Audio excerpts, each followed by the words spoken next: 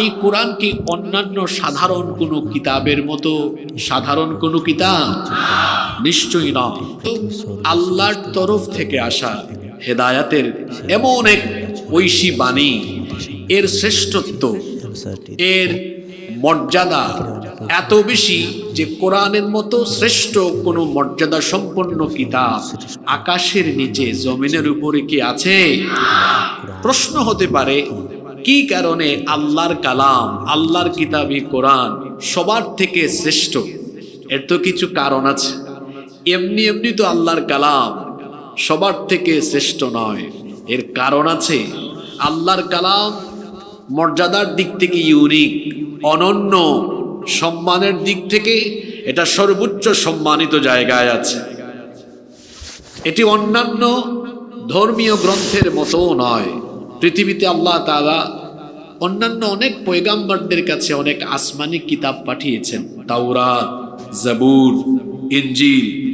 অন্যান্য ধর্মীয় কিতাবের মতো এই কিতাব নয়, বরং এটি তাওরাতের থেকে আলাদা, জাবুরের চেয়েও আলাদা, ইনজিলের থেকেও আলাদা।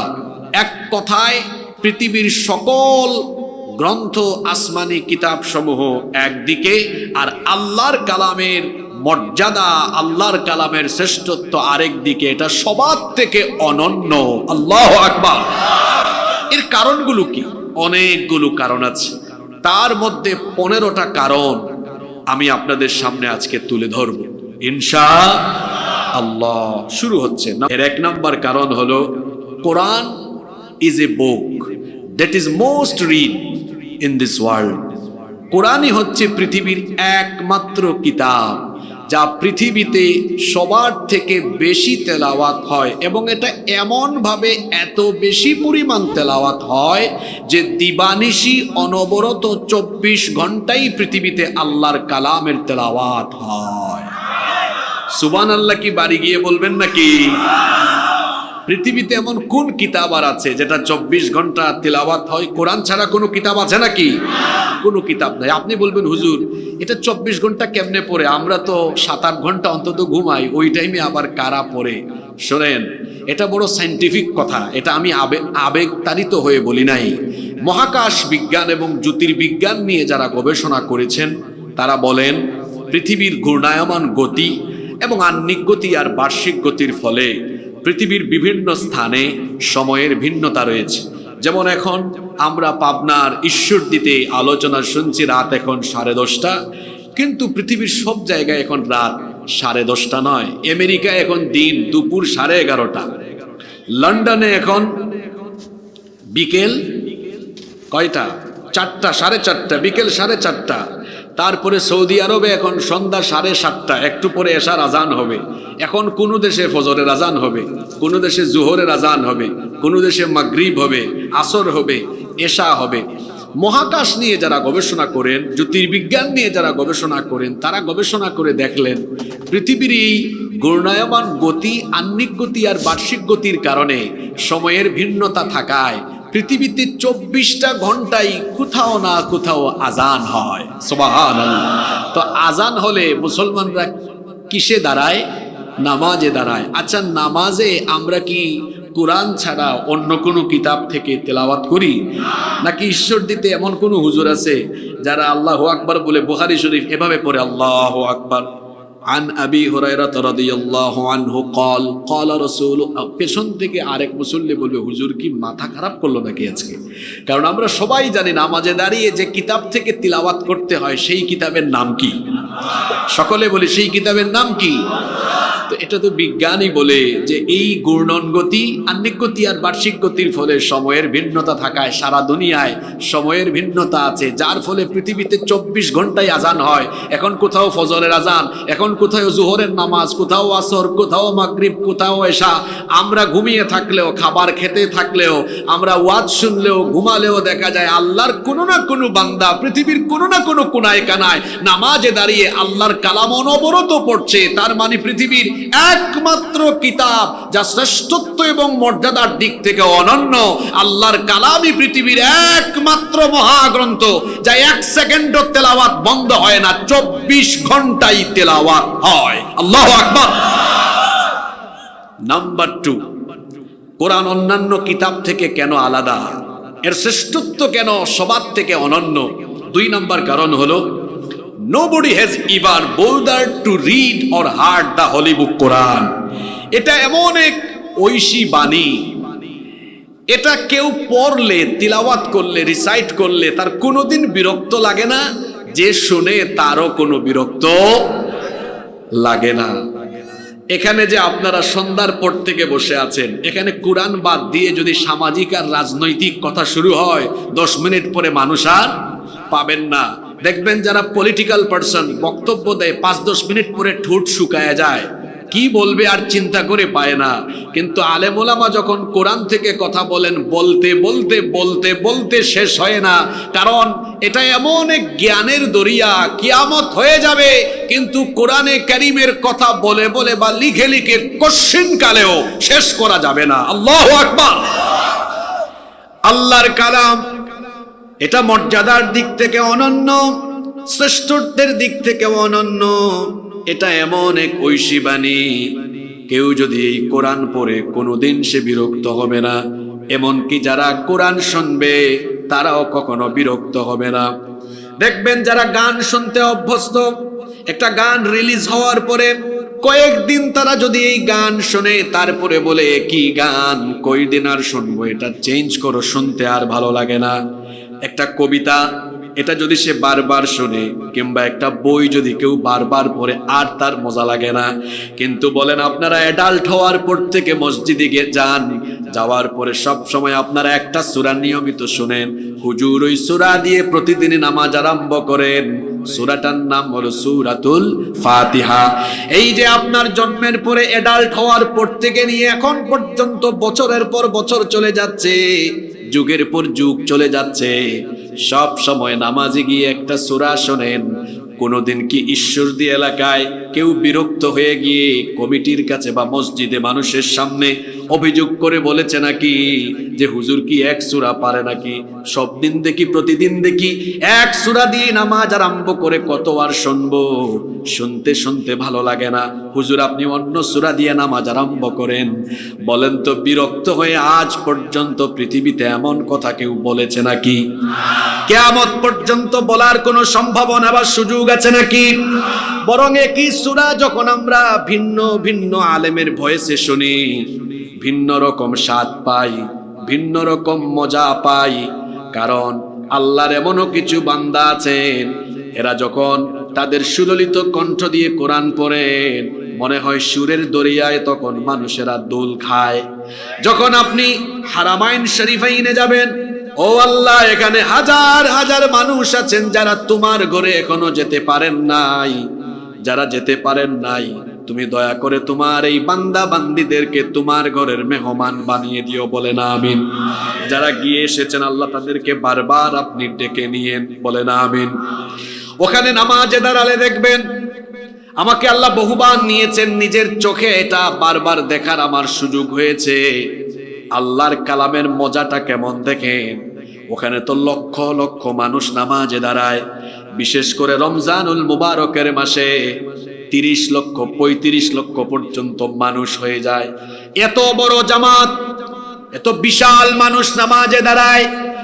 ওখানে যদি 30 লক্ষ মুসল্লি থাকে তো সর্বোচ্চ কয়েক হাজার মানুষ কোরআনের অর্থ বুঝে, কিন্তু লক্ষ লক্ষ মানুষ কোরআনের অর্থ বুঝে না। কিন্তু আশ্চর্য কথা, কোরআনের অর্থ না বুঝলেও ওখানে এত সুন্দর তিলাওয়াত হয়। আহারে, কাবা শরীফের ইমামরা এত সুললিত কণ্ঠে কোরআন পড়েন, তারা যখন কোরআন তেলাওয়াত করেন শুনলে মনে হয় যেন এখনই আসমান থেকে কোরআন নাজিল হচ্ছে। আল্লাহু আকবার। অর্থ না বুঝেও মানুষ যখন পেছন থেকে আল্লাহর কালামের তেলাওয়াত শুনে কলিজাটা ঠান্ডা হয়ে যায়। অর্থ বুঝে না, তাও দেখা যায় বাচ্চা শিশুর মতো কাঁদতে থাকে, কাঁদতে থাকে, কাঁদতে থাকে। একবার কিছু মুসল্লিকে আমি বললাম, ভাই আপনারা কি আলেম নাকি? বলল না। আমি বললাম, তো আলেম না হয়ে কোরআনের অর্থ কি বুঝেন নাকি? কয় না, জানি না। বললাম, যদি অর্থ নাই বা জানেন, কিছুক্ষণ আগে যখন নামাজে তেলাওয়াত হলো আপনারা আমার পাশে দাঁড়িয়েছেন, কান্নার আওয়াজ শুনলাম, আপনারা কি কান্না করলেন নাকি? কয় হ্যাঁ। বললাম, অর্থ না বুঝে আপনি কান্না করলেন কেন? আমাকে উত্তর দিল, হুজুর অর্থ বুঝা লাগে না। যখন এত সুন্দর করে কোরআন পড়ল, সুরের দরিয়া এমন ভাবে নিয়ে গেল, দুনিয়া ভুলে গিয়েছি, মনে হয়েছে কলিজা ঠান্ডা হয়ে গিয়েছে, আর আবেগের বশবর্তী হয়ে অঝোর ধারায় চক্ষু থেকে তখন পানি ঝরেছে। এটা হচ্ছে আল্লাহর কালামের আকর্ষণ, এটা হলো কোরআনে কারীমের আকর্ষণ। এজন্যই কোরআন অন্যান্য দুনিয়ার সকল অন্যান্য কিতাব এবং বই পুস্তক থেকে আলাদা। এটা পড়লে বা শুনলে কেউ কোনোদিন বিরক্ত হয় না, এটা শুনলেও ভালো লাগে, বলতেও ভালো লাগে। এজন্য যখন মন খারাপ হবে, মা বোনেরাও মহিলা প্যান্ডেল থেকে শোনেন, যখনই অশান্তিতে থাকবেন, পেরেশানিতে থাকবেন, চিন্তায় পড়ে যাবেন, দুশ্চিন্তাগ্রস্ত হবেন, সঙ্গে সঙ্গে আল্লাহর কালাম নিয়ে তেলাওয়াতে বসে যাবেন। কারণ কোরআন তেলাওয়াত করলে মনের মধ্যে সাকিনা যিনি, প্রশান্তি যিনি নাজিল করে দেন, জুড়ে বলেন তিনি কে? আল্লাহর কালামের ভেতরে মজা আছে, আল্লাহর কালামের ভেতরে প্রশান্তি আছে, আল্লাহর কালামের ভেতরে অন্যরকম একটা ভালো লাগার অনুভূতি আছে। এজন্য মন খারাপ হলে, দুশ্চিন্তাগ্রস্ত হয়ে গেলে বেশি বেশি কোরআন পড়বেন। পারবেন তো ইনশাআল্লাহ? আল্লাহ সবাইকে তৌফিক দেন। আপনাদের কষ্ট হচ্ছে নাকি? নাম্বার 3, কোরআনুল কারীমের 3 নম্বর অনন্য বৈশিষ্ট্য হচ্ছে the number of the people who have memorized the holy book Quran is countless. পৃথিবীর একমাত্র কিতাব হলো কোরআন, যার মুখস্থকারীর সংখ্যা দুনিয়াতে সবচাইতে বেশি। কয়েকজন ঠিক ঠিক বলে, আপনি ঠিক বললেও ঠিক, আপনি ঠিক না বললেও কোরআনের কথা ঠিক। কোন জায়গায় ঠিক বলা লাগে আর কোন জায়গায় সুবহানাল্লাহ বলা লাগে এটাও জানে না।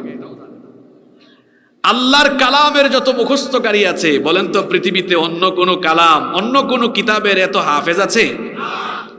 এই যে আজকে আপনাদের মাহফিলে কয়জন ছেলেকে পাগলা দিলাম? এখন বলেন তো দেখি, আপনারা এই ইউনিয়নের নাম কি? দাসুরিয়া ইউনিয়নে আপনারা কি তাওরাতের 6 জন হাফেজ পাবেন নাকি? মহিলারা রাগ করবে যে পুরুষ হয়ে মহিলার মতো আওয়াজ দেয়। বলেন তো দেখি, এই দাসুরিয়া ইউনিয়নে তাওরাতের 6 জন কেন, 1 জন হাফেজ আছে নাকি? জাবুর, ইনজিল, বাইবেলের old testament, new testament, Gita, ভেদ, রামায়ণ, জিন্দাভেস্তা সহ অন্যান্য কোন ধর্মীয় গ্রন্থের কোন হাফেজ কি এই ইউনিয়নে আছে নাকি? আপনার ইউনিয়ন বাদ দেন, আপনার বিভাগ, এই রাজশাহী বিভাগে আপনি বলেন তো দেখি অন্যান্য কিতাবের কয়জন হাফেজি পাবেন? কিন্তু কোরআনের হাফেজ এত বেশি আছে, ইউনিয়নে যাওয়া লাগবে না, দেখবেন গ্রামে গ্রামে কোরআনের হাফেজ আছে না নাই? গোটা পৃথিবীতে হিসাব করলে দেখবেন লক্ষ লক্ষ কোটি কোটি কোরআনের হাফেজ আছে। পৃথিবীতে অন্য কোন কিতাবের এত হাফেজ নাই, যত বেশি হাফেজ আছে কোরআনে কারীমের। আর এই কোরআনকে সিনার ভেতরে ধারণ করে, এটাকে স্মৃতিপটে ধারণ করে মুখস্থ রাখার জন্য এই কোরআনকে সহজ করে যিনি নাজিল করেছেন, গলার আওয়াজ বড় করে বলেন তিনি কে?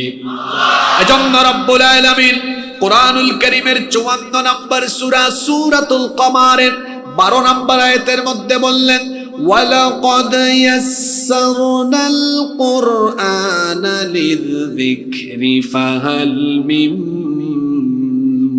মুদ্দাকির। আর অবশ্যই তোমাদের পড়ার জন্য, বোঝার জন্য, মুখস্থ করার জন্য এই কোরআনকে সহজ করে যিনি নাজিল করেছেন তিনি কে?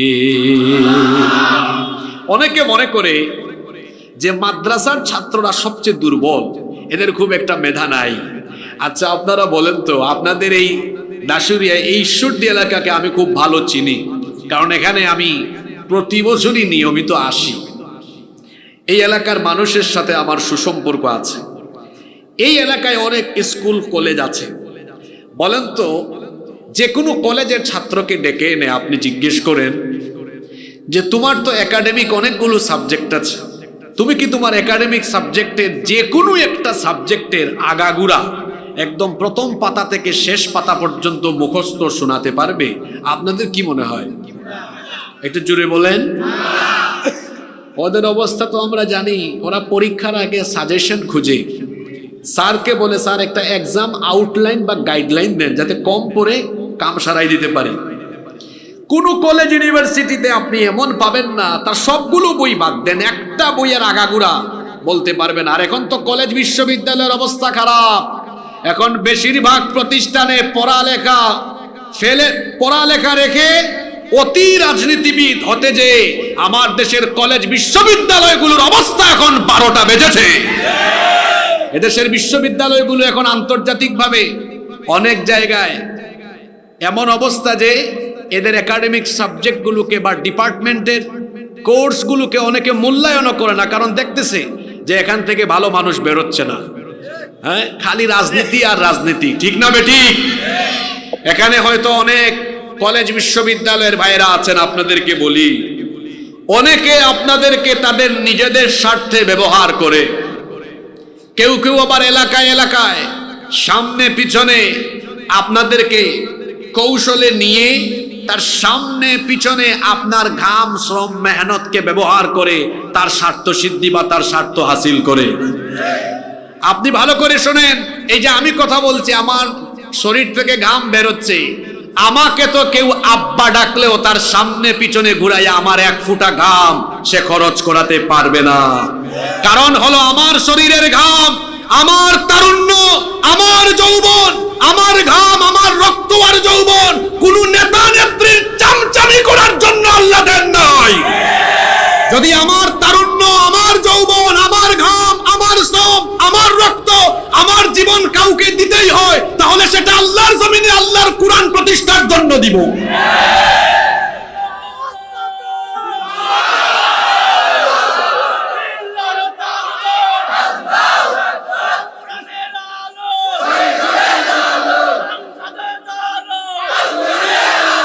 এজন্য বসেন, এজন্য যুবক ভাইদেরকে বলবো, বি এ প্রেস্টিজিয়াস পারসন, ব্যক্তিত্ববান হন।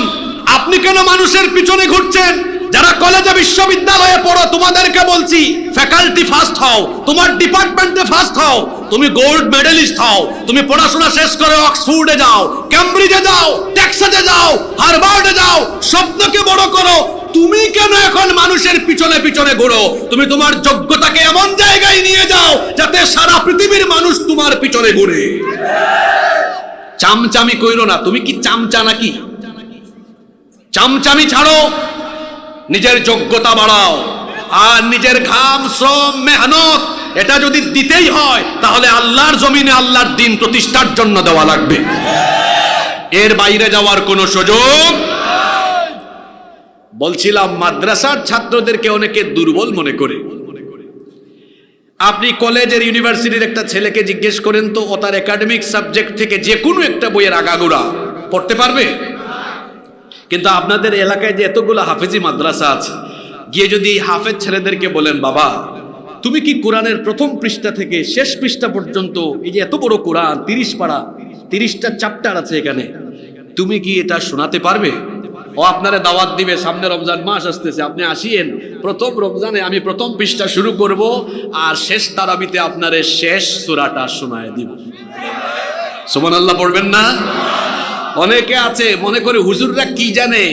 এদেশে মাদ্রাসার ছাত্ররা ভয়ঙ্কর রকমের মেধাবী, কারণ তারা জেনারেল যে সাবজেক্টগুলো আছে, ম্যাথ, ইংলিশ, হিস্ট্রি, তারপর অন্যান্য যত সাবজেক্ট আছে, এগুলোর পাশাপাশি আরো বাড়তি অনেকগুলা বই পড়ে। তারা আরবি ভাষা পড়ে, কোরআন পড়ে, হাদিস পড়ে, তাফসীর পড়ে, ফিকহ পড়ে।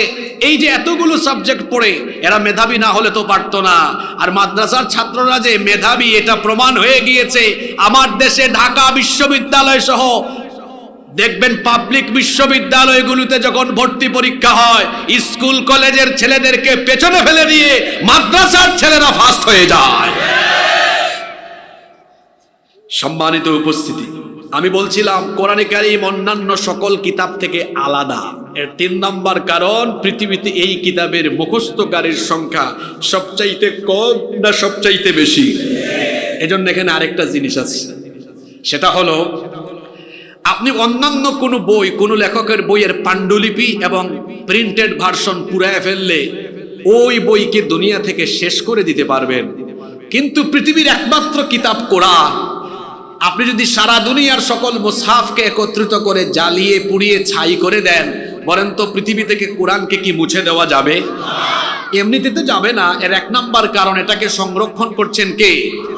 আরেকটা কারণ আছে, আল্লাহ এক অনন্য পদ্ধতিতে কোরআনে কারীমকে সংরক্ষণ করছেন। সেটা হলো প্রিন্টেড ভার্সন বা লিখন পদ্ধতির পাশাপাশি আল্লাহ তাআলা লক্ষ লক্ষ কোটি কোটি হাফেজদের স্মৃতিপটে এবং সিনায় আল্লাহ তার কালামকে সংরক্ষণ করে রাখার ব্যবস্থা করেছেন। সুবহানাল্লাহ।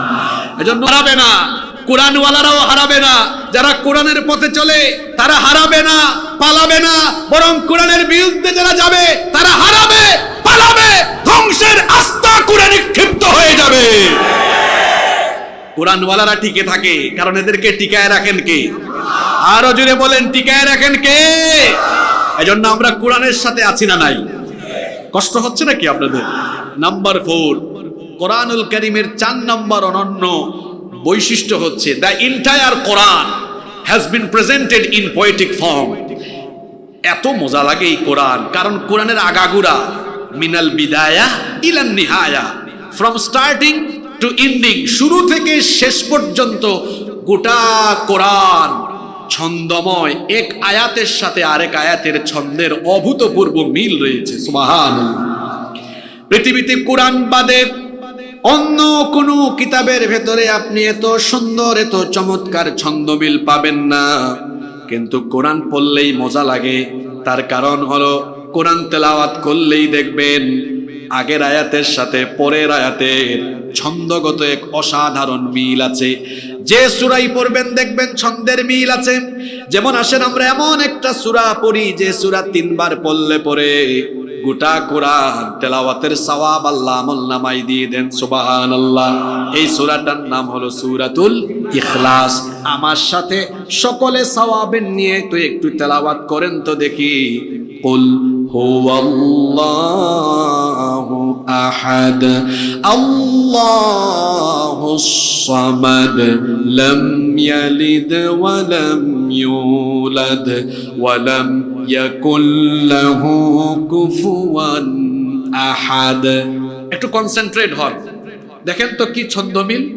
কুল হুয়াল্লাহু আল্লাহুস লাম ইয়ালিদ ওয়া লাম ইয়াকুল লাহু কুফুয়ান।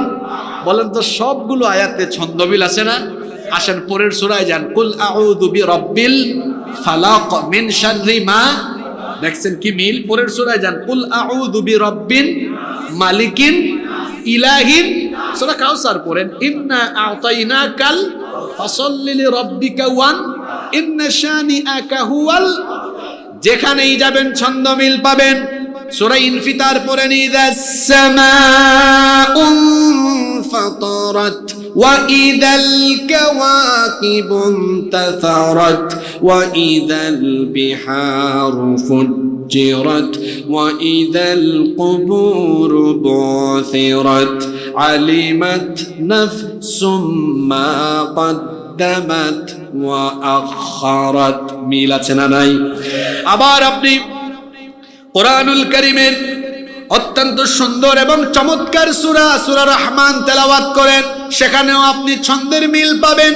আর রহমান আল্লামাল কুরআন খলাকাল ইনসান আল্লামাহুল বায়ান।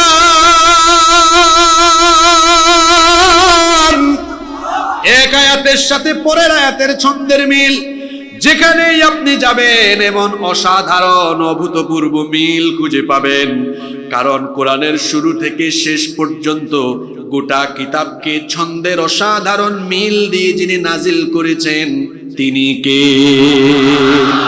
নাম্বার 5, কোরআনে কারীমের 5 নম্বর অনন্য বৈশিষ্ট্য হলো there is no contradiction between the holy book Quran and science.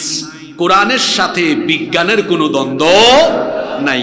এখন তো বিজ্ঞানের যুগ, আর কোরআন নাজিল হয়েছে 1500 বছর আগে, মধ্যযুগে নাজিল হয়েছে। কেউ যদি এখন এই কথা বলে যে এখন স্যাটেলাইটের যুগ, এই স্যাটেলাইটের যুগে, আধুনিক বিজ্ঞানের যুগে কোরআন অচল, এটা আর এখন চলে না, এমন কথা কেবলমাত্র মূর্খ ছাড়া আর কেউ বলতে পারে। কারণ বিজ্ঞান কোরআন থেকে এখনো বহু পিছিয়ে আছে। বিজ্ঞান ব্যাকডেটেড, কোরআন হলো আপডেটেড। আমি তো নিজে কোরআনিক সায়েন্সের ছাত্র, আমি বিশ্ববিদ্যালয়ে পড়াশোনা করেছি কোরআনিক সায়েন্স থেকে। তো আমরা তো কোরআন বিজ্ঞান নিয়ে পড়াশোনা গবেষণা করার আলহামদুলিল্লাহ সুযোগ হয়েছে। কোরআনে কারিমে ৬,০০০-এর উপরে আয়াত আছে, তার মধ্যে ১,৫০০-এর উপরে আয়াত আছে শুধুমাত্র বিজ্ঞানের বিভিন্ন শাখা প্রশাখার ব্যাপারে। আল্লাহু আকবার। দেখেন বিজ্ঞান কিভাবে কোরআন থেকে পিছিয়ে আছে। আপনাদেরকে শোনাই, মনোযোগ আছে তো আপনাদের? এই যে মহাবিশ্ব এখন যেখানে আমরা বসে আছি, এটা তো এমনি এমনি সৃষ্টি হয় নাই। একটু চিন্তা করুন তো, how the universe was created, কি করে এই মহাবিশ্ব সৃষ্টি হলো। এই মহাবিশ্ব সৃষ্টি সম্পর্কে বিজ্ঞান যে ধারণা দিয়েছে, মহাবিশ্বের উৎপত্তির সেই ধারণার নাম হলো big bang theory. Stephen Hawking এর বিগ ব্যাং থিওরির আলোকে যে এই মহাবিশ্ব অর্থাৎ আসমান, জমিন, সূর্য, চন্দ্র, গ্রহ, নক্ষত্র, তারকাপুঞ্জ অর্থাৎ সবকিছু সৃষ্টির শুরুতে পুঞ্জীভূত একত্রিত অবস্থায় ছিল। তখন সকল কিছু ছিল একটি গ্যাসীয় কণার সমষ্টি। অতঃপর মহাশূন্যে একটা মহাবিস্ফোরণ হয়ে সবকিছু আলাদা আলাদা হয়ে অস্তিত্ব লাভ করেছে।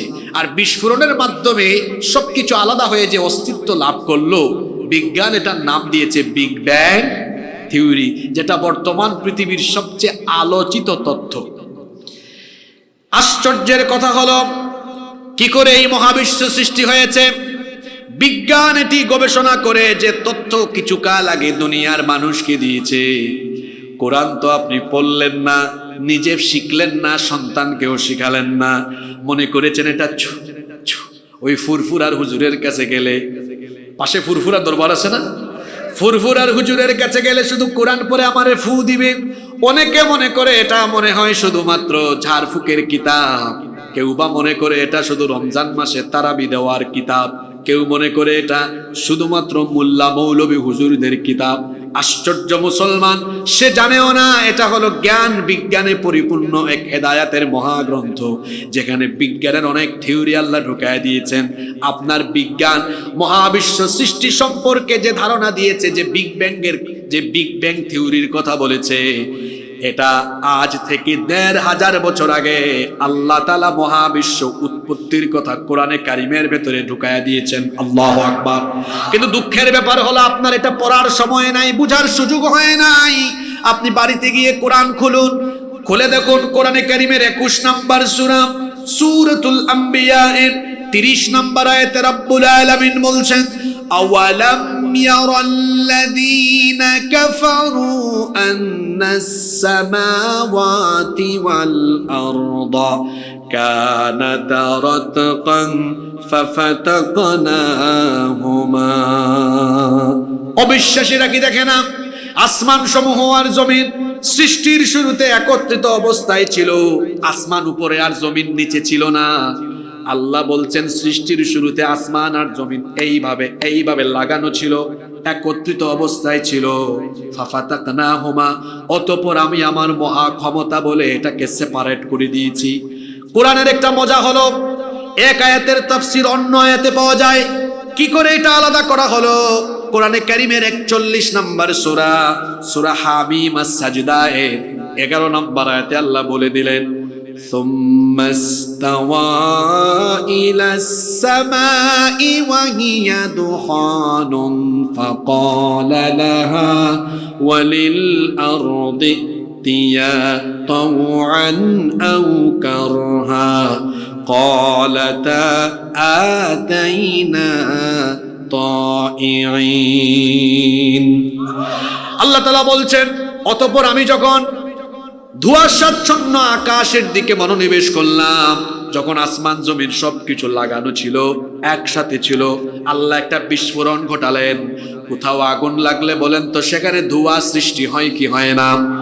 মহাশূন্যে যখন মহাবিস্ফোরণ হলো, আকাশ তখন ধোঁয়াশাচ্ছন্ন হয়ে গেল। আল্লাহ তাআলা বলছেন, ধোঁয়াশাচ্ছন্ন আকাশের দিকে মনোনিবেশ করে আমি অর্ডার করলাম, হে আসমান হে জমিন তোমরা আলাদা হয়ে যাও। আসমান জমিন তখন বলল, ক্বালাতা আতাইনা তাইঈন, আমরা আমাদের রবের হুকুম মেনে অনুগতদের মতো অস্তিত্বমান হয়ে আমরা ফিরে গেলাম।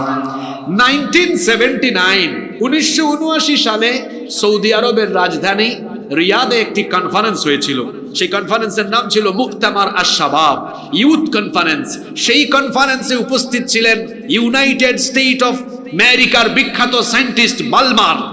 ওই কনফারেন্স হলে এই দুইটা আয়াত তেলাওয়াত হয়েছিল। উনি সাথে সাথে দাঁড়িয়ে বললেন, থামো, এটা কোন বই, এই বইয়ের লেখক কে, এটা কোন বই, কত সালে প্রকাশিত হয়েছে বলো, কারণ আমরা তো কিছু কাল আগে মহাবিশ্ব উৎপত্তির ধারণা দিয়েছি দুনিয়ার মানুষকে, কিন্তু এটা আবার কোন বই, এই বইয়ের ভিতরে এই থিওরি ঢুকলো কেমনে? তাকে বলা হলো, এই বই দুনিয়ার কোনো মানুষের লেখা বই নয়, আর এটা এই যুগেও প্রকাশ হয় নাই, বরং এটা আজ থেকে ১৫০০ বছর আগে নাজিল হওয়া আল্লাহ তাআলার তরফ থেকে আসা আল্লাহর কিতাব। সে তখন বলল, আশ্চর্য কথা, ১৫০০ বছর আগে তো পৃথিবীতে বিজ্ঞানের জন্মই হয়নি, সুতরাং বিজ্ঞান আর বিজ্ঞানীদের জন্মের আগেও মহাবিশ্ব সৃষ্টির এই চমৎকার তথ্য যে কিতাবে এসেছে, নিঃসন্দেহে এটা মহাবিশ্বের স্রষ্টা থেকে আসা কিতাবই হবে, এতে আমার সন্দেহ নাই। এজন্য আমিও আর গুমরাহিতে পড়ে থেকে নিজেকে গুমরাহির পথে পরিচালিত করতে চাই না। সবাইকে সাক্ষী রেখে ওই কনফারেন্স হলেই সে কালেমা পড়ে মুসলমান হয়েছে।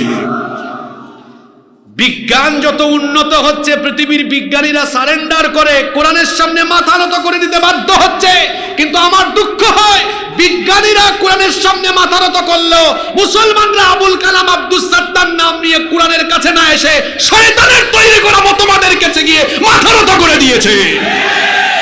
দুঃখ লাগে মুসলমান, এরা কোরআন চিনে, আপনি এখনো কোরআন চিনেন নাই। আপনি এটা ঝাড়ফুকের কিতাব বানাইছেন, এটা জ্ঞান বিজ্ঞানের কিতাব, এখানে বিজ্ঞান দিয়ে পরিপূর্ণ। কয়টা বলতাম আপনাকে, এই যে আপনারা এখানে আজকে শামিয়ানা দিয়েছেন, কেন দিয়েছেন? শীতকাল আসতেছে, মানুষের কষ্ট হবে, কুয়াশা পড়তে পারে।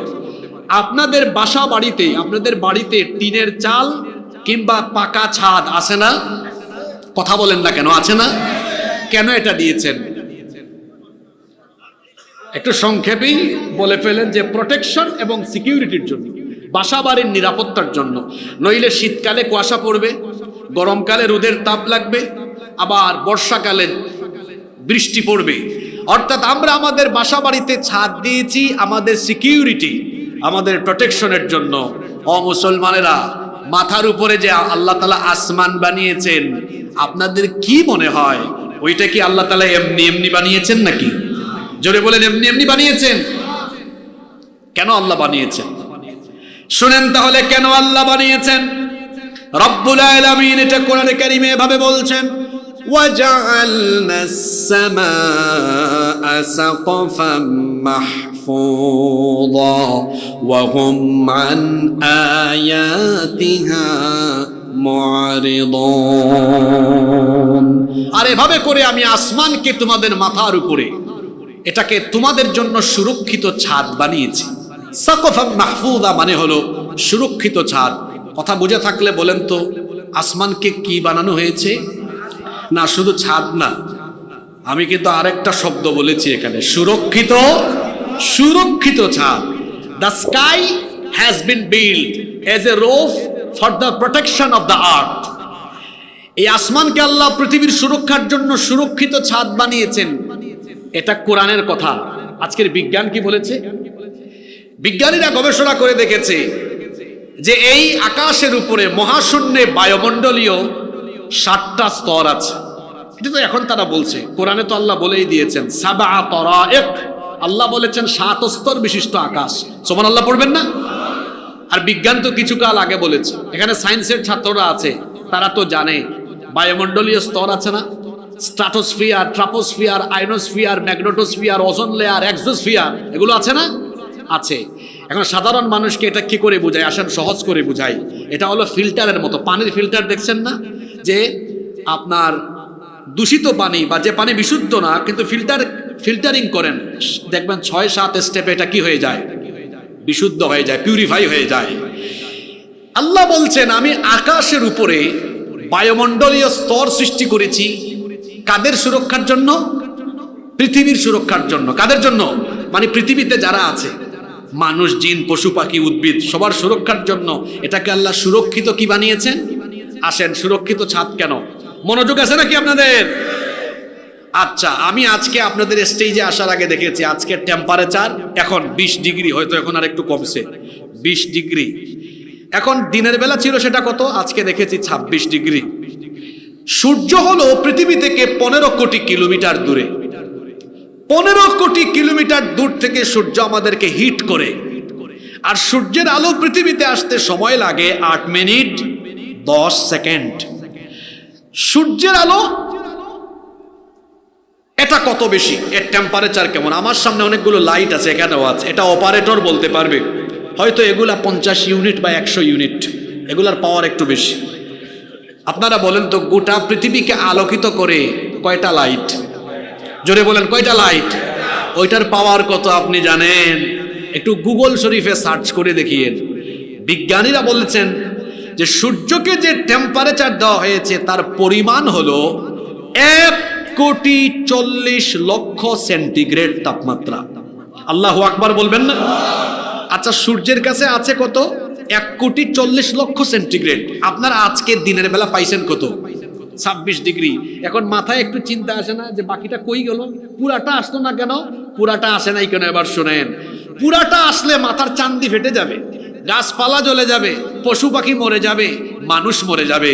যেন সবাই বেঁচে থাকে, পৃথিবী যেন স্থিতিশীল থাকে, আল্লাহ ওই আকাশের উপরে বায়ুমণ্ডলীয় 7টা স্তর সৃষ্টি করেছেন। সূর্যের আলো যখন আসে, এসে প্রথমেই তার প্রথম স্টেজে বাধা, ফিল্টারিং হয়ে নেক্সট স্টেজ, ফিল্টারিং হয়ে নেক্সট স্টেজ, ফিল্টারিং হয়ে নেক্সট স্টেজ, এরকম সকল স্টেজ বা ধাপ অতিক্রম করার পরে সূর্যের আলোটাকে ছেকে ছেকে ছেকে ছেকে পিউরিফাইং করে করে যতটুকু আলো হলে সবাই শান্তিতে থাকবে, ততটুকু আলো আল্লাহ আমাদেরকে দান করেন। আবার আপনারা যারা বিমানে চলাফেরা করেন মাঝে মাঝে, আপনারা জানেন মহাশূন্যে আপনি যখন বিমানে উপরে উঠবেন 35,000 ফিট উপরে, যত উপরের দিকে যাবেন তাপমাত্রা তত কি হয়? কমতে থাকে, তাই না ভাই? আমরা যখন দেশের বাইরে যাই, 35,000 ফিট উপর থেকে বিমান যখন ল্যান্ডিং এর জন্য প্রস্তুতি নেয়, দেখবেন 2 কান বন্ধ হয়ে যায়, তখন এত ঠান্ডা। বিজ্ঞানীরা বলেছেন মহাশূন্যের খালি স্থানের তাপমাত্রা হলো -270 মাইনাস।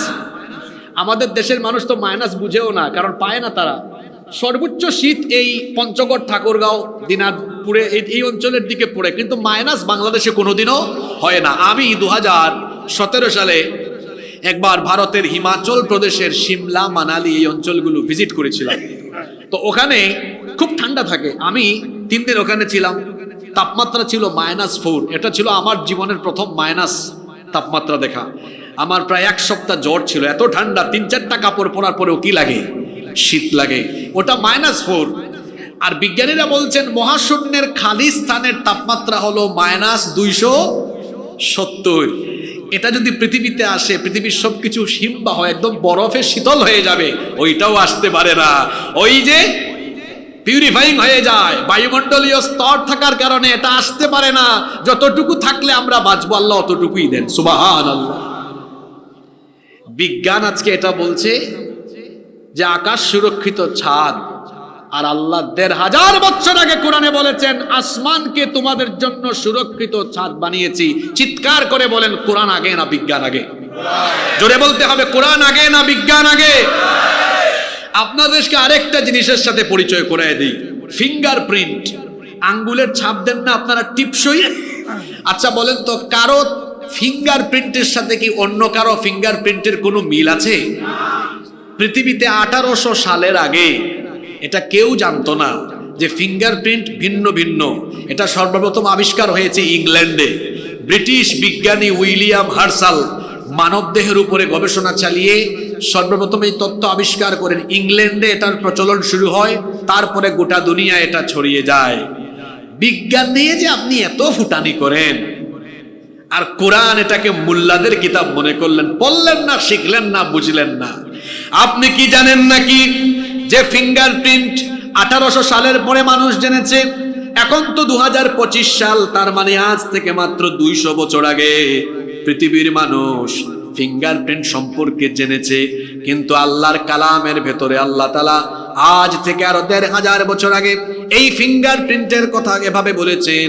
কোরআনে কারীমের ৭৫ নম্বর সূরা সূরাতুল কিয়ামা এর ৩ এবং ৪ নম্বর আয়াতটা পড়ে দেখুন, আল্লাহ তাআলা বলছেন, আয়াহসাবু আল্লান নাজমা ইযামা বালা কাদিরিনা আলা আন নুসাউমিয়া বানানা। আল্লাহ তাআলা বলছেন, যারা এই কথা মনে করে সে মারা যাওয়ার পরে তার শরীরের হাড্ডি মাংস অস্থি পিঞ্জর সব যখন আলাদা আলাদা হয়ে যাবে, সব যখন পচে গলে মাটির সাথে মিশে যাবে, সেগুলোকে আবার জোড়া লাগিয়ে কি করে মানুষকে পুনরায় জীবিত করা হবে, এটা যারা বিশ্বাস করে না, আল্লাহ তাদেরকে বলছেন, বান্দারে শোন, আমি আল্লাহ এমন ক্ষমতাবান, আমি শুধুমাত্র তোর হাড্ডি মাংস অস্থি পিঞ্জর এগুলোকেই জোড়া লাগিয়ে তোকে জীবিত করব না, বরং বালা কাদিরিনা আলা আন নুসাউমিয়া বানানা, তোমাদের প্রত্যেকের হাতের আঙ্গুলের মাথায় যে ছাপ আছে সেই আঙ্গুলের ছাপ পর্যন্ত আমি আবার পুনর্বিন্যস্ত করব। বলেন দেখি, শরীরের সব শক্তি গলার মাঝ বরাবর এনে আকাশ বাতাস ভারী করে বলেন দেখি, কোরআন আগে না বিজ্ঞান আগে? জোরে বলেন, কোরআন আগে না বিজ্ঞান আগে? কিন্তু আপনারা তো নিজেরাও শিখলেন না, বাচ্চাদেরকেও শিখালেন না। মহিলা প্যান্ডেলে আমার যত মা বোনেরা আছেন তাদেরকে বলছি, আপনারা হলেন সন্তানের জন্য শ্রেষ্ঠ বিশ্ববিদ্যালয়। সন্তান মা থেকে আগে শিখে। এজন্য আমি আমার মা বোনদেরকে বলবো, আপনাদের সন্তানদেরকে অ আ ক খ ABCD শেখাবেন, পরে আলিফ বা তা সা আল্লাহর কোরআনের ভাষার শব্দ অক্ষরগুলো শেখাবেন সকলের আগে। কারণ কোরআন ছাড়া আমাদের কোনো মুক্তি। আপনাদের মনে হয় বেশি কষ্ট হয়ে যাচ্ছে, তাই না? তা আমি বলছিলাম, কোরআনের ৫ নম্বর অনন্য বৈশিষ্ট্য, এই কিতাব এমন, বিজ্ঞানের যুগে এটা ব্যাকডেটেড বা পুরাতন না, বরং এটা আপডেট। কোরআন বিজ্ঞানের উপরে, বিজ্ঞানেরও, এটা তো আসতে বললেন, কোরআন বিজ্ঞানের, জোরে বলেন বিজ্ঞানের। নাম্বার 6, আল্লাহর কোরআনের ৬ নম্বর অনন্য বৈশিষ্ট্য হচ্ছে, এটা এমন এক কিতাব, this is the book, the most authentic and original book in this world, whereof there is no doubt about it. এটা দুনিয়ার একমাত্র কিতাব যার ভেতরে কোনো ভুল ভ্রান্তি সন্দেহ কিচ্ছু নাই। আবার কই ঠিক? বলেন সুবহানাল্লাহ। এই যে যারা স্কুল কলেজে পড়ে,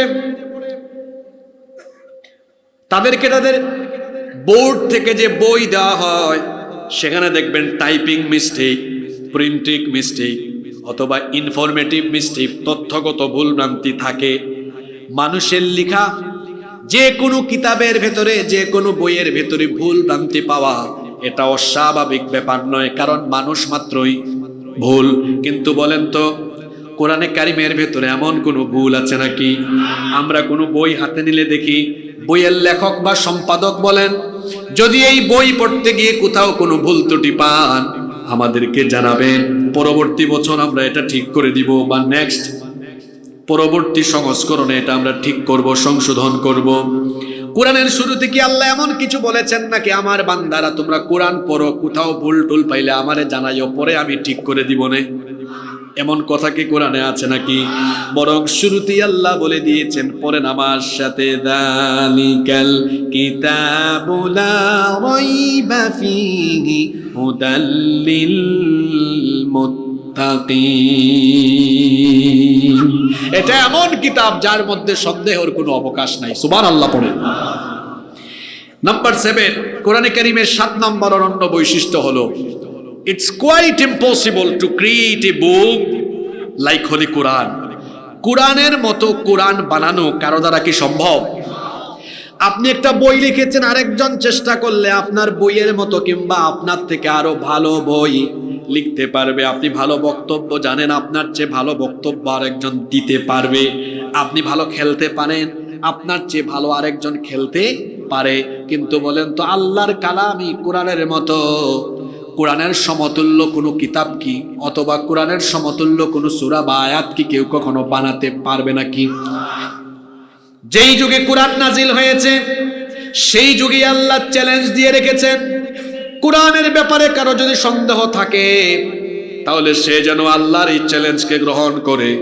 আল্লাহ প্রথম দফায় চ্যালেঞ্জ দিয়েছেন, কেউ যদি মনে করে কোরআন এটা আল্লাহর কিতাব নয়, এটা কোনো মানুষ বা অন্য কেউ বানাতে পারে, আল্লাহ বলছেন আমি চ্যালেঞ্জ দিয়ে রাখলাম। প্রথম দফার চ্যালেঞ্জ কোরআনে কারিমের 17 নম্বর সূরা, সূরা বনি ইসরাঈলের 88 নম্বর আয়াতে আল্লাহ তাআলা বলছেন, قُلْ إِنِ اجْتَمَعَتِ الْإِنسُ وَالْجِنُّ عَلَىٰ أَن يَأْتُوا بِمِثْلِ هَٰذَا الْقُرْآنِ لَا يَأْتُونَ بِمِثْلِهِ وَلَوْ كَانَ بَعْضُهُمْ لِبَعْضٍ ظهيرا। আল্লাহ তাআলা বলছেন দুনিয়ার সকল মানুষ এবং জিন সবাই মিলে যদি কোরআনের মতো কোরআন বানানোর চেষ্টা করে, গলার আওয়াজ বড় করে বলেন তো পারবে নাকি? আরো জোরে বলেন পারবে নাকি? প্রথম দফায় আল্লাহ বলেছেন 30 পারার মতো 30 পারা কোরআন বানাও। কেউ কোরআন নাজিলের যুগে পারে নাই, আজও পারবে না, কিয়ামত পর্যন্ত কেউ পারবে। আল্লাহ আবার দ্বিতীয় দফায় আর একটা চান্স দিয়ে রেখেছেন, কোরআনের মতো কোরআন বানানো লাগবে না, এটা যদি কঠিন হয় আর একটু হালকা করে দিলাম। কোরআনে কারীমের 11 নম্বর সূরা, সূরা হুদের 13 নম্বর আয়াতে আল্লাহ বলছেন, আম ইয়াকুলুনা ইফতারাহু কুল ফাতু বিআশরি সুওয়ারিম মিথলিহি মুফতারায়াত ওয়াদউ মান استطعتم من دون الله إن كنتم صادقين।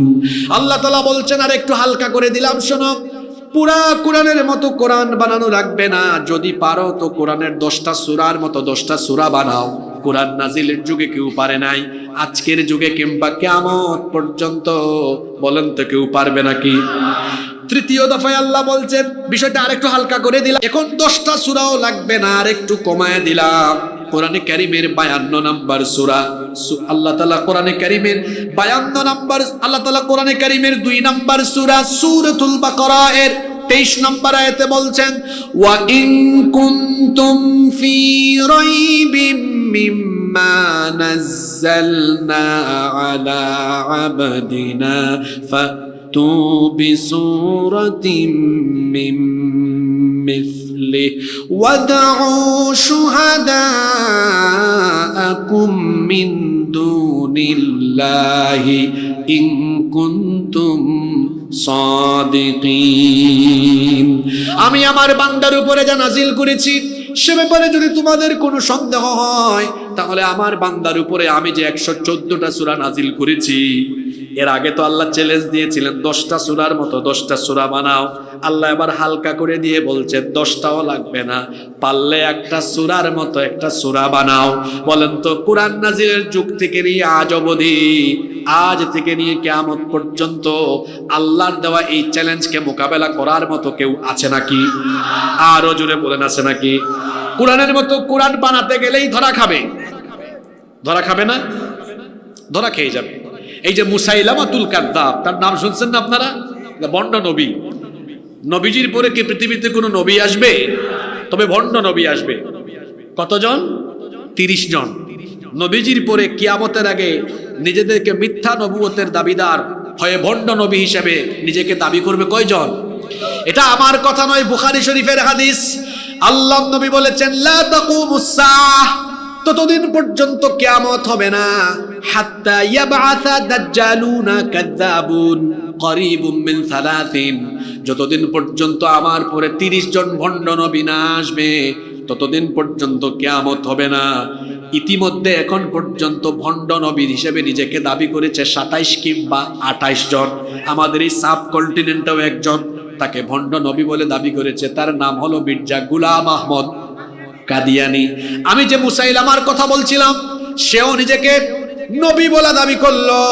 লোকজন তাকে বলল, কি ব্যাপার মুসাইলামা, তুমি যে তোমাকে নবী বলে দাবি করো, তো তোমার কাছে কি জিবরিল আসেন না?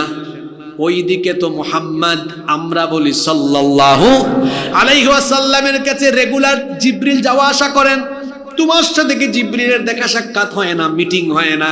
তোমার কাছে কি জিবরিল কোনো সূরা নিয়ে আসেন না? মুসাইলামা বলল, আসবে, আমি তো নতুন নবী হয়েছি, একটু টাইম দাও, জিবরিল আমার কাছেও আসবে।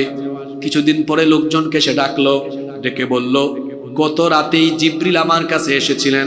লোকজন তো আশ্চর্য হয়ে গেল, অবাক হয়ে বলল, তাই নাকি? তো তোমার কাছে কি কোনো সূরা নাজিল হয়েছে নাকি? মুসাইলামা বলল, হ্যাঁ হয়েছে। তো লোকজন বলল, তাহলে কোন সূরা? সূরাটা একটু শোনাও দেখি। সে বলল, আমার কাছে যে সূরা নাজিল হয়েছে সূরার নাম সূরাতুল ফিল। কোরআনেও কিন্তু একটা ফিল আছে, আলাম তারা কাইফা ফাআলা রাব্বুকা বিআসহাবিল। ওইটা আবার এই ফিল না, এটা মুসাইলামার নিজের বানানো ফিল। লোকজন বলল, ঠিক আছে মুসাইলামা, তুমি তোমার কাছে নাজিল হওয়া সূরাটা শোনাও। এবার মুসাইলামা বলল, আমার কাছে নাজিল হওয়া সূরাটা হলো এই রকম, আল ফিল মাল ফিল ওয়া মা আদরাকা মাল ফিল লাহু যানাবু ওয়াবিল ওয়া লাহু খুরতুবুন তাওয়িল।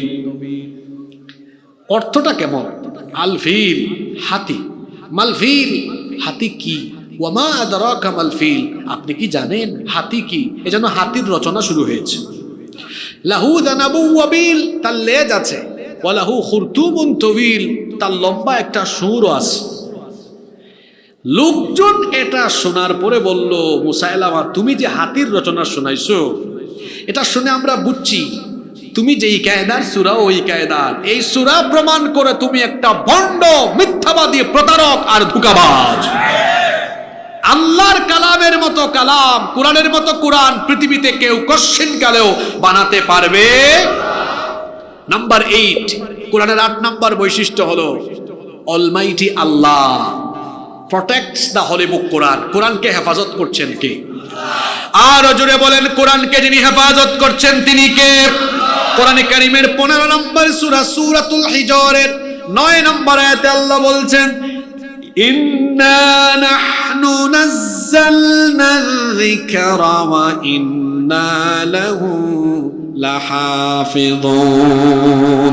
নিশ্চয়ই এই কোরআন আমি নাজিল করেছি, আবার এই কোরআনের হেফাজত করার সবটুকু দায়িত্ব যিনি নিজেই গ্রহণ করেছেন। গলার আওয়াজ বড় করে বলেন, তিনি কে? যে কোরআন হেফাজতের দায়িত্ব আল্লাহ নিয়েছেন, সেই কোরআন আর কোরআনের আন্দোলনকে থামানোর কোনো শক্তি দুনিয়ার বুকে নাই। নাম্বার 9, কোরআনের 9 নম্বর বৈশিষ্ট্য হলো এটা এমন কিতাব, এটা খুলে কোরআনের দিকে তাকালে সওয়াব, পড়লে সওয়াব, শুনলে সওয়াব, মানলেও সওয়াব। সুবহানাল্লাহ কইতে ইচ্ছে করে না? এই যে আমার সামনে পোস্টার, সারাদিন যদি তাকিয়ে থাকি কোনো সওয়াব হবে না। দুনিয়ার কোনো বই খুলে যদি আমি না পড়েও তাকিয়ে থাকি কোনো সওয়াব হবে না, কি বলেন? কিন্তু মনে রাখবেন, দুনিয়ার এমন 3টা জিনিস আছে যেই দিকে তাকালেই আল্লাহ আমলনামায় সওয়াব দিয়ে দেন। কয়টা জিনিস? একটা জিনিস হলো আন-নাযরু ইলাল কাবাতি ইবাদা। ওই যে কালো কাপড় দিয়ে মোড়ানো কাবা শরীফ আছে, এটার দিকে তাকিয়ে থাকলে আমলনামায় সওয়াব দেন কে? 2 নম্বর হচ্ছে পিতা মাতার দিকে, আব্বা আম্মার দিকে কেউ যদি মায়ার নজরে, রহমতের নজরে, ভালোবাসার দৃষ্টিতে তাকায়, আমলনামায় সঙ্গে সঙ্গে যিনি কবুল হজের সওয়াব দিয়ে দিবেন তিনি কে? এজন্য আব্বা আম্মার দিকে সব সময় দয়া, ভালোবাসা, মায়া, রহমত আর মহব্বতের নজরে তাকাবেন। নিজেদের আব্বা আম্মার সাথে কোনোদিন বেয়াদবি করবেন না।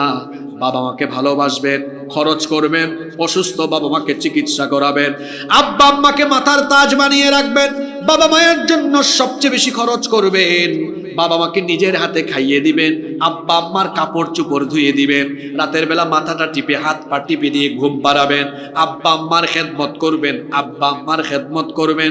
কারণ জান্নাতে যাওয়ার জন্য এত সহজ একটা মাধ্যম আপনার কাছে আছে। আল্লাহ তো আপনার মায়ের পায়ের তলায় তার জান্নাত রেখে দিয়েছেন। এই জন্য জান্নাত তালাশের জন্য বাইরে যাওয়া লাগবে না। নিজের বাবার মুখে হাসি ফুটান, নিজের বাবার মুখে হাসি ফুটান, মায়ের মুখে হাসি ফুটান। আব্বা আম্মাকে যারা খুশি করবে, আল্লাহ খুশি হয়ে ওই সন্তানের জন্য তার জান্নাতের দরজাটা খুলে দিবেন। এই জন্য বলছিলাম 3 জিনিসের দিকে তাকালে সওয়াব। 1 নাম্বার হলো কাবা শরীফের দিকে তাকালে সওয়াব। 2 নাম্বার হলো আন-নাযরু ইলাল ওয়ালিদাইনি ইবাদা, পিতামাতার দিকে তাকালেও সওয়াব। 3 নাম্বার হলো আন-নাযরু ইলাল মুসহাফি ইবাদাহ, আয় আন-নাযরু ইলা কিতাবিল্লাহি ইবাদাহ। আল্লাহর কিতাবের দিকে তাকিয়ে থাকলেও আল্লাহ আমলনামায় সওয়াব দান করে দেন। এজন্য বেশি বেশি কোরআন পড়বেন, এটা তাকালেও যেমন সওয়াব, তেলাওয়াতেও সওয়াব। আল্লাহর নবী বলেছেন, মান করাআ হারফাম মিন কিতাবিল্লাহ ফালাহু বিহি হাসানাহ ওয়াল হাসানাতু বিআশরি আমসালিহা। লা আকুলু আলিফ লাম মিম হারফুন ওয়ালাকিন আকুলু আলিফুন হারফুন, লামুন হারফুন ওয়া মিমুন হারফুন। আল্লাহর নবী বলেছেন, যে ব্যক্তি আল্লাহর কালাম থেকে তেলাওয়াত করে প্রতিটা অক্ষরে অক্ষরে 10 করে আমলনামায় যিনি নেকি দান করে দিবেন তিনি কে? এই যে আলিফ লাম মিম অক্ষর আছে 3টা, শুধু আলিফ লাম মিম পড়লে সাথে সাথে 330টা নেকি দিয়ে দিবেন কে? এই জন্য সকালবেলা আমাদের দিন শুরু হবে কোরআন তেলাওয়াত দিয়ে। আমরা যখন ছোট ছিলাম আমরা দেখতাম গ্রামে গ্রামে সাবাহি মক্তব ছিল। জানি না এই এলাকায় আছে কিনা সকালবেলার মক্তব। সাবাহি মক্তব ছিল, প্রতিটা মক্তবে কোরআনে কারিমের সাউন্ড শোনা যেত, এমনকি প্রতিটা ঘরে ঘরে কোরআনের তেলাওয়াত শোনা যেত। কিন্তু আজ আমাদের পরিবেশ বদলে গিয়েছে। এখন দেখা যায় অনেকে ফজরের নামাজ না পড়ে নাক ডাকায়া ঘুমায়। আগে শোনা যাইতো প্রতিটা ঘরে ঘরে কোরআন তেলাওয়াতের আওয়াজ, এখন শোনা যায় নাক ডাকানোর আওয়াজ। খবরদার মুসলমান, সকালবেলা দিন আরম্ভ করতে হবে আল্লাহর কালাম তেলাওয়াতের মাধ্যমে। মা বোনরা যারা প্যান্ডেলে আছেন আপনাদেরকেও বলি, সকাল সকাল ফজরের নামাজ শেষ করে কোরআন তেলাওয়াতের মাধ্যমে দিন আরম্ভ করব। তাহলে আমাদের ঘরটাকে বরকত দিয়ে যিনি ভরে দিবেন তিনি কে? এই কোরআন পড়লে সওয়াব, শুনলে সওয়াব, মানলেও সওয়াব। এটা কোরআনের 9 নম্বর অনন্য বৈশিষ্ট্য। 10 নম্বর হলো এটা এমন এক কিতাব, এই কিতাব যারা গ্রহণ করে নেয় কোরআন তাদেরকে এমন ভাবে জান্নাতের দিকে আকৃষ্ট করে, এরা তখন কোরআন ছাড়া অন্য কিছু আর বুঝে, কোরআনের জন্য পাগল পাড়া হয়ে যায়। আল্লাহ সেই সকল বান্দাদের কাতারে আমাদেরকে শামিল করে দাও, বলে না আমিন। 11 নম্বর হলো এটা এমন এক কিতাব, এটা হলো সার্বজনীন, এটা হলো বিশ্বজনীন, এটা কোনো সাম্প্রদায়িক কিতাব নয়। আল্লাহর পরিচয় হলো তিনি রব্বিল আলামিন, আর নবীজির পরিচয় হলো রাহমাতাল লিল আলামিন, আর কোরআনের পরিচয় হলো ইন হুয়া ইল্লা যিকরুল লিল আলামিন। কি সুন্দর পরিচয় দেখেন, আল্লাহর পরিচয় রব্বিল, বাকিটা আপনারা বলেন রব্বিল আলামিন। এরপরে নবীর পরিচয় হলো রাহমাতাল লিল, আর কোরআনের পরিচয় হলো যিকরুল লিল আলামিন। এটা সাম্প্রদায়িক কিতাব নয়, বরং সকলের হেদায়েতের জন্য কোরআন যিনি নাজিল করেছেন তিনি কে? এখানে সকল ধর্মের, এখানে সকল মানুষের কথা আছে। এই বাংলাদেশে যারা বিভিন্ন ধর্মাবলম্বী আছেন, আপনাদের অধিকারের কথা কোরআনে আছে। আল্লাহ কোরআনে বলেছেন কোনো অমুসলিমকে গালি দিও না, তার দেবতাকে উপাস্যকে গালি দিও না, তার উপরে জুলুম করো না, এমনকি কোনো অমুসলিমের উপাসনালয়েও হামলা চালায়ও না। এই কথাগুলো কেন বললাম? পাশের দেশ থেকে মাঝে মাঝে বলা হয় যে বাংলাদেশে মৌলবাদের উত্থান ঘটতেছে, বাংলাদেশে যদি কোরআন প্রতিষ্ঠা হয়ে যায় তাহলে এদেশের হিন্দু, বৌদ্ধ, খ্রিস্টান এদের নাকি 12টা বেজে যাবে। আমরা বলবো তোমরা নিজের চরকায় তেল দাও, তোমাদেরকে আমরা চিনি, তোমরা আমাদেরকে সাম্প্রদায়িক সম্প্রীতি শিখাও, নিজের চরকায় তেল দাও, কারণ তোমরা পৃথিবীর সবচেয়ে অসভ্য সন্ত্রাসীর দল। তোমরা আমাদের বাবরি মসজিদ দখল করে রাম মন্দির বানিয়ে আমাদের কলিজায় আগুন লাগিয়ে দিয়েছো। আমরা কি বাংলাদেশে কোনো বিধর্মীদের উপাসনালয় দখল করেছি? কোনোদিন করব আমরা কোনোদিনও করব না, কারণ ইসলাম আমাদেরকে এটা শেখায়। ওরা আমাদেরকে বলে আমরা নাকি উগ্রবাদ ছড়াই, অথচ ওরা হলো উগ্রবাদী। ওরাই দেখা যায় কাশ্মীরে এবং বিভিন্ন জায়গায় আমাদের মুসলমান ভাই বোনদেরকে রক্তাক্ত করে তাদের হাত রক্তে রঞ্জিত করেছে। বাংলাদেশে হিন্দু, বৌদ্ধ, খ্রিস্টান যারা আছে তাদেরকে কি আপনারা মারবেন নাকি কোনোদিন? এদেশ থেকে বের করে দিবেন নাকি? কোনোদিনও না। কারণ আমরা এই দেশে সবাই মিলেমিশে থাকবো, সম্প্রীতি বজায় রেখে আমরা সবাই এই দেশের নাগরিক হিসাবে মিলেমিশে থাকবো। এটাই ইসলামের শিক্ষা, ঠিক না বেটি? আমরা শান্তির কথা বলি, আমাদেরকে বলে মৌলবাদী, আবার আমাদেরকে বলে জঙ্গিবাদী। ইসলামের সাথে জঙ্গিবাদের কোনো সম্পর্ক আছে? জুড়ে কথা বলেন, আছে? কেউ কেউ তো আবার এখন রাজনৈতিক স্বার্থে মাঝে মাঝে আমাদেরকে বলে ধর্ম ব্যবসায়ী, আমাদেরকে বলে ধর্ম ব্যবসায়ী। আজকে ধর্ম ব্যবসায়ীর সংজ্ঞা আমি দিব। ঘুমাই গেছেন নাকি আপনারা? এই যে আপনাদের ঈদগার খতিব সাহেব মাওলানা মাহবুবুল আলম সাহেব, উনাকে যদি আপনারা 10 লক্ষ টাকা দিয়ে বলেন হুজুর আপনাকে 10 লক্ষ টাকা দিলাম, অথবা এই এলাকার এমপি বানাবো আপনাকে, শর্ত হলো এই যে জুব্বা পরেছেন এটা খুলে আপনি শার্ট প্যান্ট পরবেন, আর এই দাড়ি কামাইয়া ক্লিন শেভ করবেন আপনি, উনি মানবেন এটা? উনি তো এখনই অফারকে ডিনাই করে দিয়েছেন। আমাকে বললে আমি মানবো? এমনকি আমাদের হুক্কুর তাহিরি ভাই আছে না, চিনেন তো আপনারা, তারে যদি এটা বলেন মানবে নাকি? কথা বলেন, মানবে?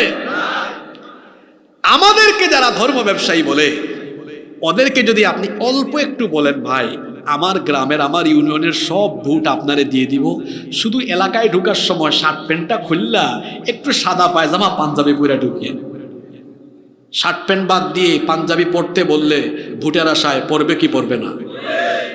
জুড়ে বলেন, পড়বে কি পড়বে না? ভাই গো ইলেকশনের টাইম টুপিটা খুইলেন না, আরে বাপরে বাপ, ঘুমের টাইমও টুপি পরে ঘুমায়। বা ইলেকশনের টাইম নামাজটা ছাইরেন না, মানুষ একটু সিম্পিটি দেখাবে। আমার দেশে ইলেকশন আসলে নামাজই বাড়ে, আবার এমন নামাজই বাড়ে যে 5 ওয়াক্তের নামাজ কখনো কখনো 7 ওয়াক্ত 8 ওয়াক্ত হয়ে যায়। কিভাবে হয় দেখবেন, গ্রামের মসজিদে নামাজ একটু আগে ভাগে হয়, কিন্তু বাজারে নামাজতে 15-20 মিনিট দেরি করে হয়। কি বলেন বাবা, হয় না?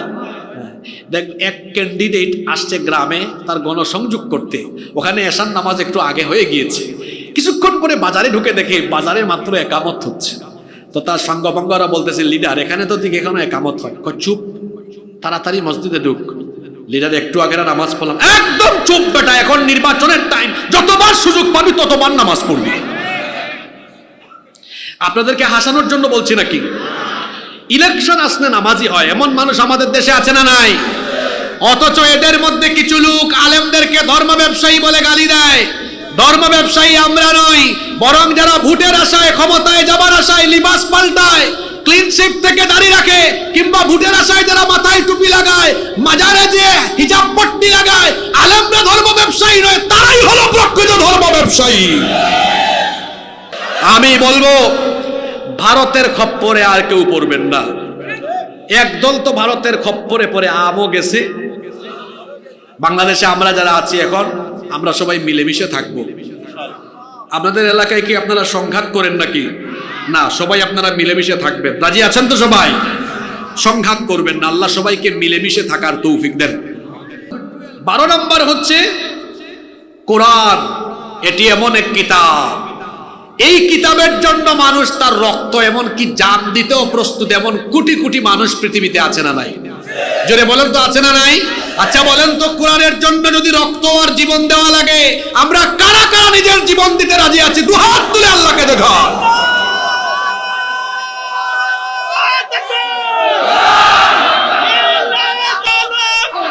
হাতগুলো নামান, আল্লাহ সবাইকে কবুল করেন। হাতগুলো নামান।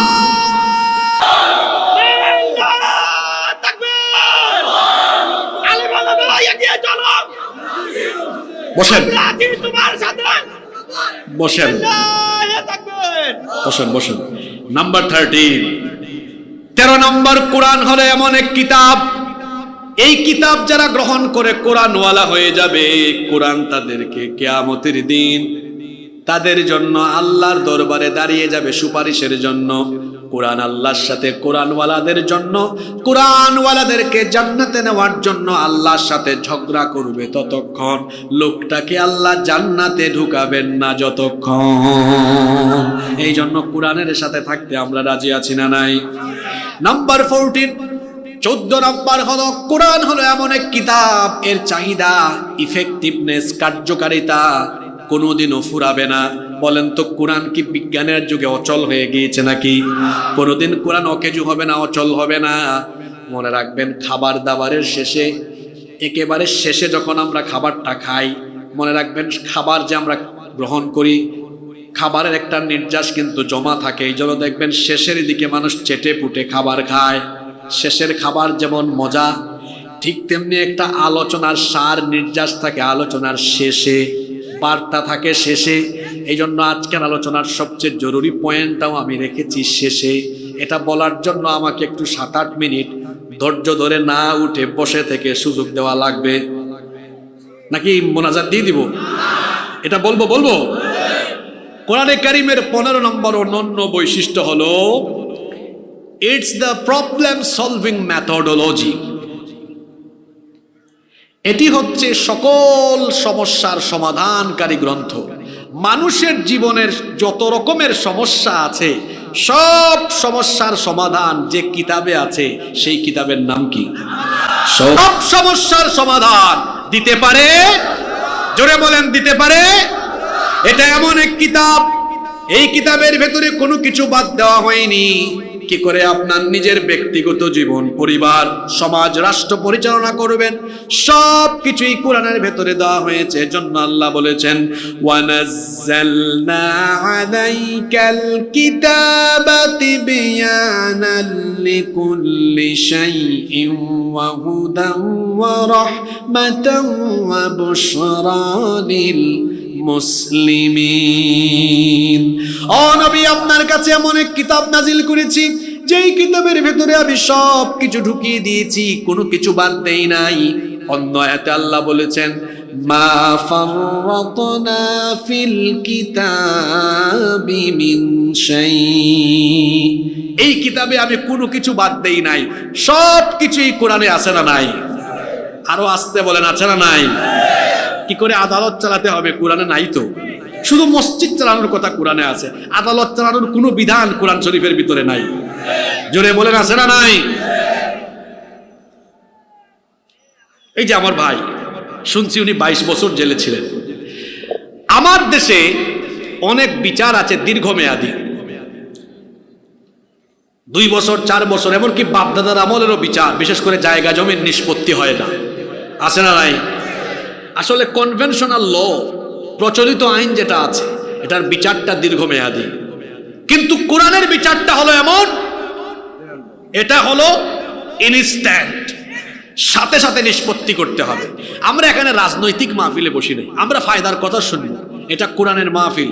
বলেন তো, যদি ন্যায় বিচার প্রতিষ্ঠার জন্য মানুষের তৈরি করা আইন আমাদের জন্য ভালো না আল্লাহর আইন ভালো? আচ্ছা, এটা তো আবেগে বললেন না বুঝে বললেন জানি না, আসেন একটু বুঝাই শোনাই বলি। এই যে আমাদের দেশ স্বাধীন হয়েছে 54 বছর হয়েছে। এখানে আবার আরেকটা বিষয় বলি, 54 বছরের মধ্যে 32 বছর রাষ্ট্র পরিচালনা করেছেন নারীরা। দিয়ে তার সাঙ্গপাঙ্গরা ফুলের মালা তারে গলায় দিয়ে রাস্তায় ঘোরাফেরা করায়। বলেন আদালতে কার আইন? পুরুষ মানুষের মতো জবাব দেন, কার আইন? মানুষের আইন। কার আইন? এ কেমন আইন? যে আইন থাকার ফলে ধর্ষিতা কবরে চলে যায় আর ধর্ষক বেঁচে থাকে, এই আইনের মুখে আমি লাথি মারি। এ কেমন আইন?